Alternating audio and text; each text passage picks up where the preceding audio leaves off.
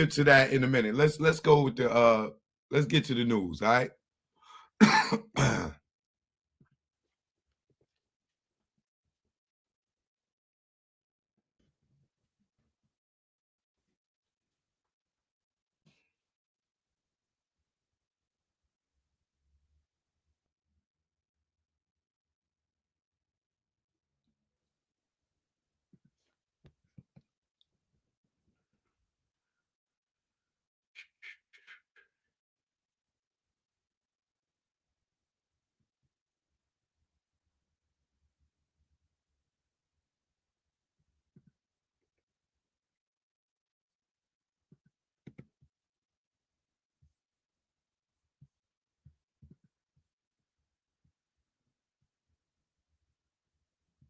So, New York City Mayor Eric Adams, y'all remember I think it was a couple of weeks ago. One of his somebody that was the feds raided one of his workers or assistants home, or somebody, a campaign person or whatever, the person that ran his campaign, the feds that ran it, they own. But now today, the feds ran up on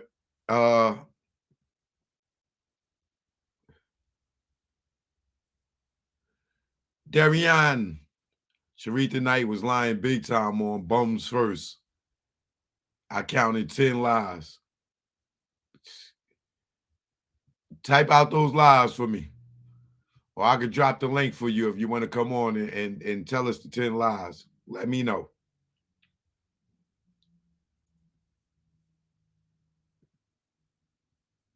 So the feds ran up on New York Mayor Adams today, and this is what happened. Adams confirming that the FBI has breaking news. New York Mayor Eric Adams confirming that the FBI has seized a cell phone from him as part of a federal investigation. This coming just days after FBI agents executed a search warrant at the home of Adams' chief fundraiser. Hold on 1 minute. Before I get into this, I have to do one thing. Let's get legal over here. Copyright disclaimer under Section 107 of the Copyright Act 1976. Allowances made for fair use for purposes such as criticism, common news reporting, teaching, scholarship, and research. Fair use is used permitted by the copyright statute that might otherwise be infringing nonprofit education or personal use, tip the balance in favor of fair use. Bang! All right. When I'm using this under fair use, all right, to criticize, comment, and news report. All right. Let me take that back. Breaking news. New York Mayor Eric Adams confirming that the FBI has seized a cell phone from him as part of a federal investigation. This coming just days after FBI agents executed a search warrant at the home of Adams' chief fundraiser. ABC News senior investigative reporter Aaron Katersky joins me now live for more. Aaron, so what's the latest here? Well, we're told that on Monday, after an event at NYU, FBI agents approached Mayor Eric Adams and demanded that he turn over 2 cell phones and an iPad, the electronic devices that he had on him at the time. We're told the mayor complied voluntarily, and it followed the mayor apparently learning that an individual who was not identified had acted inappropriately. He or his campaign or his attorney had reported it to the FBI, and that's when the agents showed up to demand a search of his phones and his other electronic devices. There's no word on who this person that the mayor reported was. The mayor himself has not been accused of any wrongdoing. But Alex, this all has to do with an investigation into campaign contributions being led by the FBI and federal prosecutors from the Southern District of New York. At issue is whether illegal foreign donations from Turkey were somehow injected into the Adams campaign through a Brooklyn construction company. Interesting. Well, and Aaron, I mean, how is the mayor responding to this? The mayor put out a short statement to say that he is going to be complying with any investigation and that he has followed the law and that he has done nothing wrong. He says, as a former police officer himself, he always instructs members of his staff and his campaign to follow the law. It was interesting, though, this whole federal investigation spilled into public view because of an action the mayor himself took. The FBI had raided the home of his top fundraiser a woman named Brianna Suggs, who lives in Brooklyn. And the mayor himself was supposed to be at a White House event on immigration, abruptly decided not to attend, turned around, came back to New York, he said, because he knows Suggs, but ultimately did not speak with her. But clearly this has been top of mind for the mayor and for his campaign. Alex. Well, Aaron, I know you'll stay on this for us, but thank you for your reporting tonight. Hi, everyone. George Stephanopoulos here. Thanks for checking out.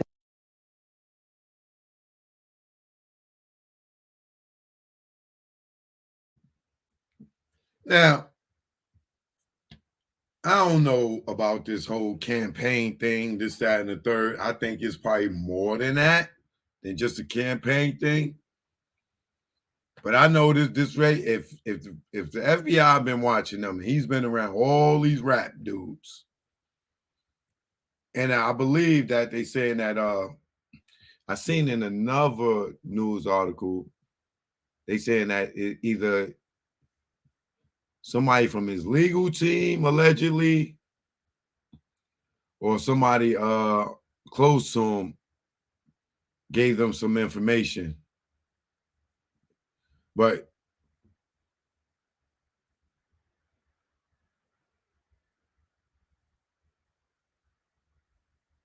oh, you know what? Let's see what he got to say about this.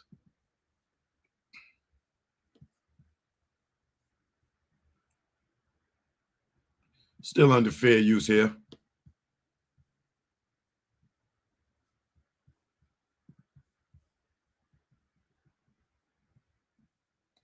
He gave a statement. Let's see what he had to say here.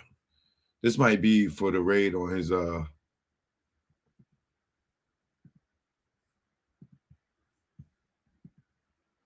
questions from reporters today about the FBI's raid last week at his chief fundraiser's home. Federal investigators looking into whether the mayor's campaign received illegal foreign donations. Fox Antoine Lewis joins us live in studio with what the mayor had to say today. Antoine. A lot of tough questions, Stephen. Natasha, good evening. The mayor was direct, insistent that no one on his staff broke any rules. He also gave more insight into why he returned to New York last week so abruptly.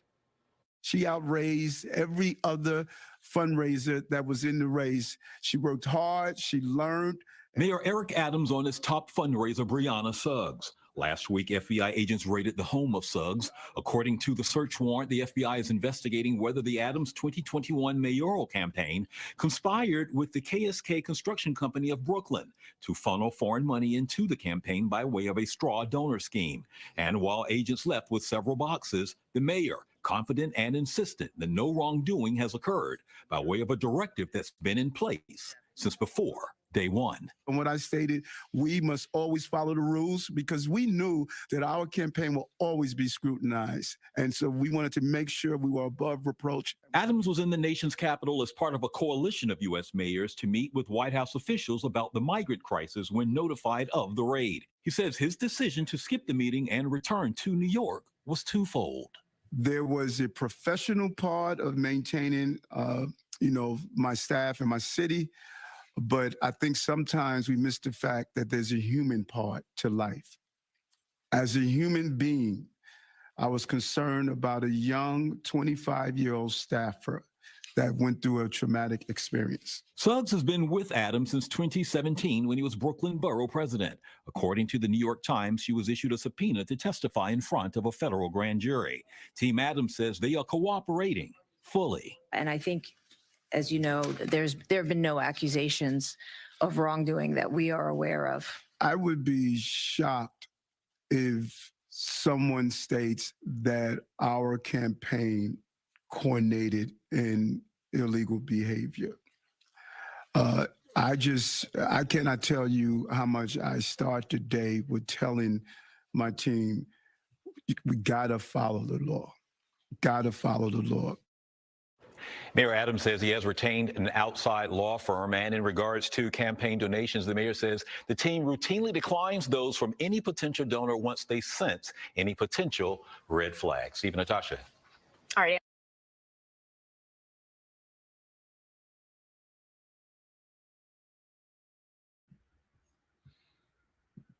I tell you one thing, he black for real. He driving to the White House. He get a call. Hey, they just raided your girl's house. That nigga say. That nigga turned around and went right back. Like, nigga, I'm not going to the White House and the feds just raided my head campaign person. Nah, they gonna grab me at the White House. Yo, I'm out of here. He talking about, nah, I was concerned, as, a regular person that, she worked for me. I got to go and see what's going on. I'm getting the fuck out. I'm not going to the White House. Turn this fucking car around. God damn it. That nigga's probably getting off the exit going to the White House on Pennsylvania Avenue and shit. Like, wow, we can go to the White House. Hello? Yo, they just raided, what was her name? I can't think right now. They just raided so-and-so house, the feds. What?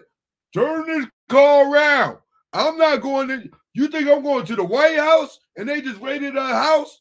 Man, turn this car around. We're going to say we had to see what was going on. They sitting there at the table waiting for the men. Where's Mayor Adams? They said they was getting off the exit right now. This nigga back on the turnpike like, I ain't going to the White House. Nigga, I'm black. I ain't stupid. Like, that nigga that went to the White House, they'd have grabbed his ass right there. So we going to see what happens with this. Man, if that mayor gets indicted on some goddamn shit like that and go to jail, bro. All these rap niggas y'all seen around him, you better believe there's going to be some cases coming out.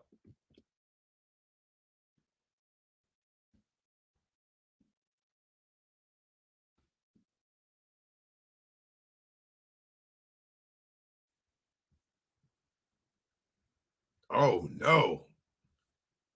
We got, whoo. Oh, this is the mayor with the rappers? Y'all want to see who he hanging with?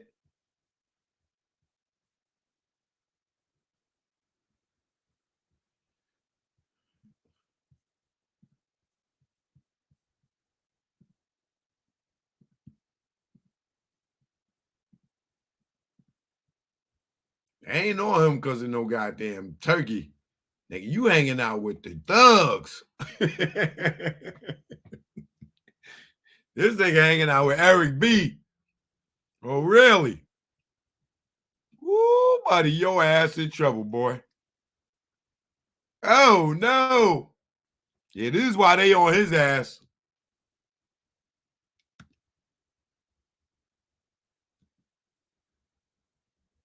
Yeah, nigga, you don't got around too many rappers. This ain't about that.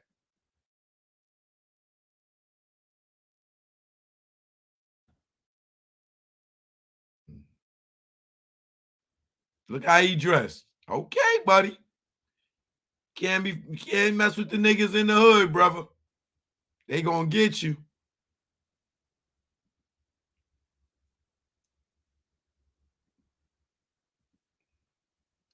Let's see how many rappers stand next to him for this case. They gonna hold him down.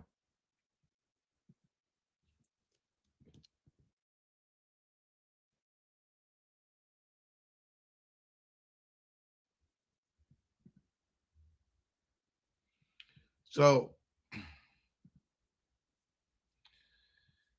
let me get to this right here.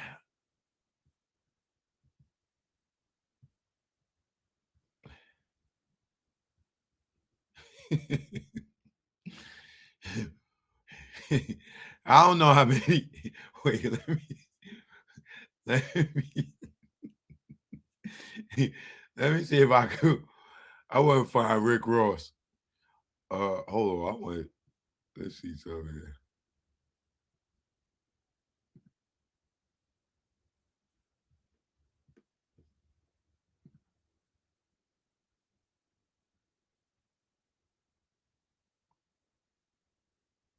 They got 3 hours left on them death row chains. 3 hours left.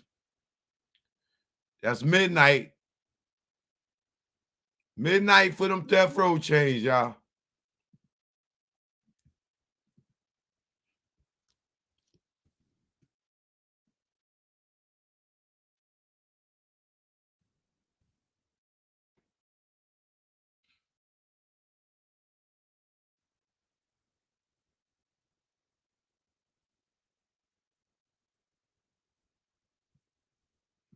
Is this it?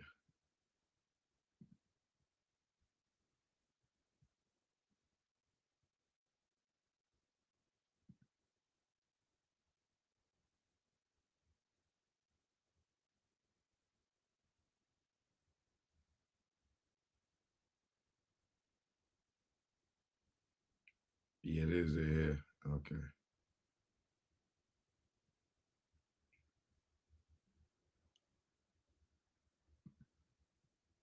All right. So there's this rapper named D1. I'm not going to act like I know who the hell he was before all of this because I didn't. You know what I'm saying? But this young brother, right now is out here on the campaign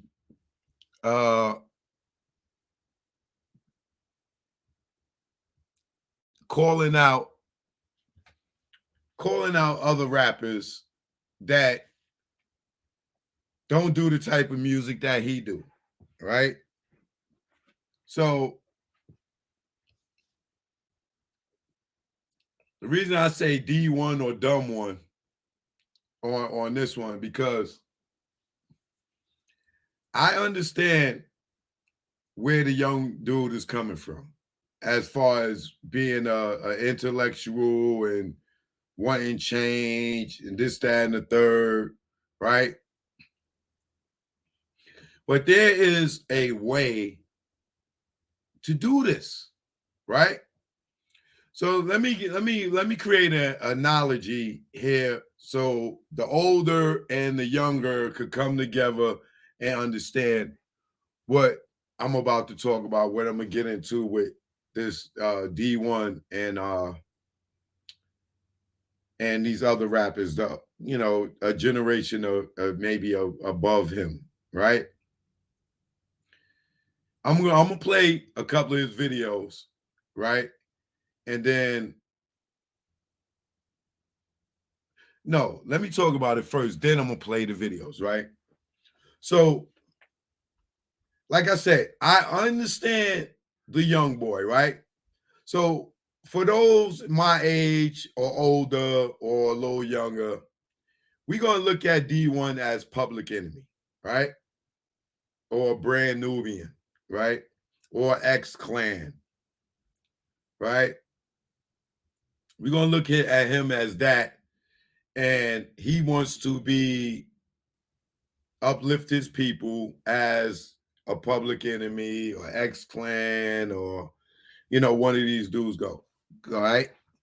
Then we got on the other side, let's call D1 Public Enemy, right? No, not Public Enemy, Chuck D. We're gonna call D1 Chuck D, right? And D1 would be from our age demographic, right? He would be Chuck D talking shit about NWA, right? Or Ice Cube, or let's say it'll be Chuck D talking to Ice Cube, even though we know Ice Cube and Chuck D is cool, right? But Chuck D message, the X-Clan message, Brand Nubian message was to uplift the people, the power of the black people or the people or the culture, this, that, and the third. NWA was given a perspective from the streets, right? Saying the same thing, but in not a such intelligent way, but speaking it in a way that niggas from the streets can relate to. So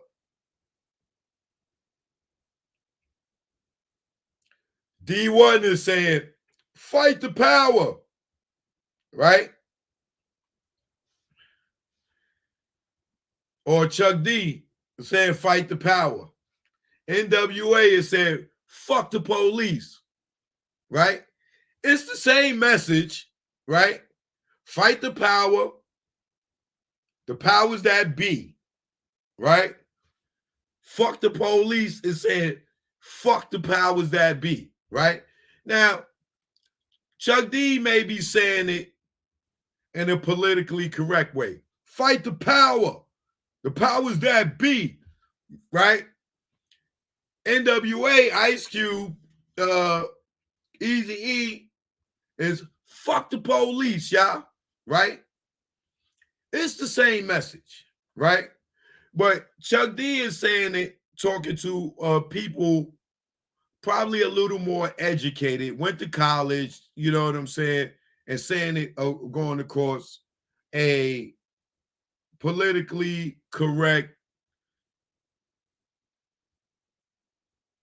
it's still abrasive, but politically correct way of saying fuck the police. NWA is saying the same thing, but in a non-traditional way and don't give a fuck about being politically correct, right? So, yeah, more eloquent. That's a nice way of saying it, right? So, fast forward to today, right? Now, this dude, D1, whoever he is, he's not new to hip-hop. There are people that follow him and knew him, right? And those may be the college kids. I never heard of the nigga because I'm from the streets. So why am I hearing about him now? Because he's attacking the streets. So it's Chuck D now saying, yo, Ice Cube, why you talking like that? Why you rapping like that, Ice Cube? You ain't got to be talking like that. You ain't got, you ain't got to be rapping about the streets. You ain't got to be talking about selling drugs. But this is what Ice Cube is seeing in his neighborhood. This is his way of communicating with the niggas that ain't in college. He's talking to the people that understands his way of speaking. Now, fast forward. D1 going at Jim Jones, going at Rick Ross, going at Meek Mill. Now, for me, I'd say it's a clout chase, right? Now, he may have clout. People may know him and this, that, and the other. But I never heard of him, right? And I've been in this shit 50 years, right? Not saying I listen to everybody's music or I should know who he is. But the reason he's falling on my radar is because he's attacking the niggas that I understand their message, right? So, but he's doing it in a way to gain attention on himself, which ain't smart. Because Chuck D could talk to NWA without talking down on them, without making them feel like they doing something wrong or they destroying, destruction, this, that, and other. Because there are niggas in the streets that can relate to them more than they can relate to Public Enemy. Right? Now, Ice Cube wasn't a gangbanger. Ice Cube is just as educated as D1 is. He went to school and all that. But the way that he spoke to the niggas in the street, he had to speak the language of the niggas in the street for them to get it. And we got it. Right? So what the young boy is failing to understand is you could have talked, you didn't have to mention Meek Mill name. You didn't have to mention Rick Ross name. You didn't have to mention Jim Jones name. You calling these niggas out for attention. That's where the clout chase come in, because he could have said everything that he was saying without trying to criticize these guys like they wrong or how they deliver their message. However they want to deliver their message, they deliver their message as long as the people get it. I know for a fact, Meek Mill is not standing on the fucking corner selling drugs right now. I know for a fact Jim Jones is not standing on the corner selling drugs right now. He ain't got no gun case shooting nobody. He not out here robbing and stealing, right? But his message and his music is not leading niggas to a destruction. He is sitting there spitting the language of his people, whether it's Bloods, whether it's gang members, this, that, and the third, but he's still giving off a positive message in some of his music. And some of his music, he may be just doing entertainment, but we know that he's not on the streets selling drugs. We know that he's giving niggas jobs. We know, especially Rick Ross. Rick Ross is the wrong, for me, in my opinion, Rick Ross is the wrong nigga to be sitting there trying to shit on because he rapped about, this nigga was a cop. He was a correction officer, right? But his music was talking about the streets, the drug dealing, this, that, and the third. Even today, it's like Pusha T. We know Pusha T ain't selling no motherfucking coke, but he still rap about it. That's his lane, right? So instead of Young Boy criticizing them and calling them out, he could have talked about, yo, there's rappers out here that's, you know, still perpetuating this type of lifestyle, boom, boom, boom, boom, boom. But when you start saying niggas' names, you opening the door for some whole other shit. Because now it ain't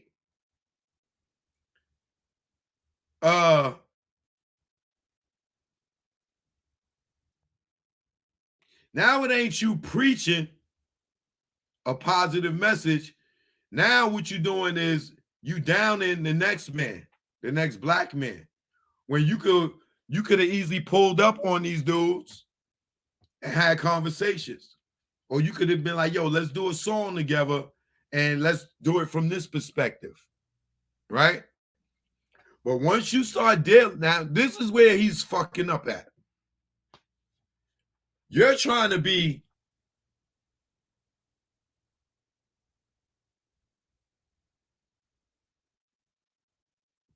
what's the word I'm looking for?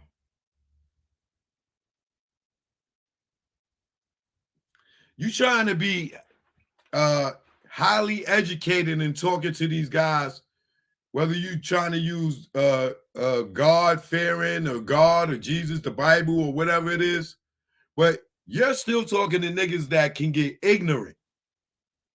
You're talking to niggas that can get ignorant. Jim Jones can be ignorant when he want to be. He may not see it from your perspective.